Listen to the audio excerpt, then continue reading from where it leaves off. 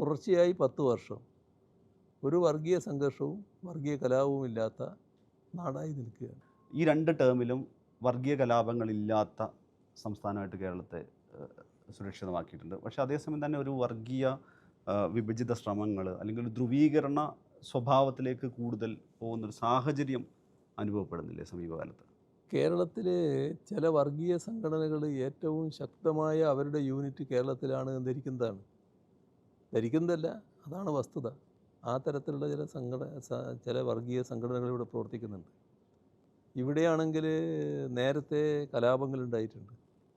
അതിൻ്റെ ഭാഗമായി ജീവനുകൾ നഷ്ടപ്പെട്ടിട്ടുണ്ട്. മാരകമായി പരിക്കേറ്റ ഒരുപാട് ആളുകളുണ്ടായിട്ടുണ്ട്.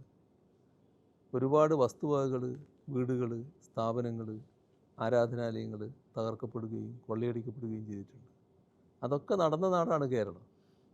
പക്ഷേ ആ കേരളം തുടർച്ചയായി 10 വർഷം ഒരു വർഗീയ സംഘർഷവും വർഗീയ കലാപവും ഇല്ലാത്ത നാടായി നിൽക്കുകയാണ്.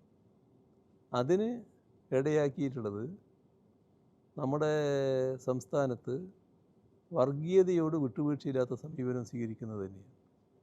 ഒരു വർഗീയതയുമായും ചാരി നിൽക്കുന്ന സമീപനം ഗവൺമെൻറ്റില്ല.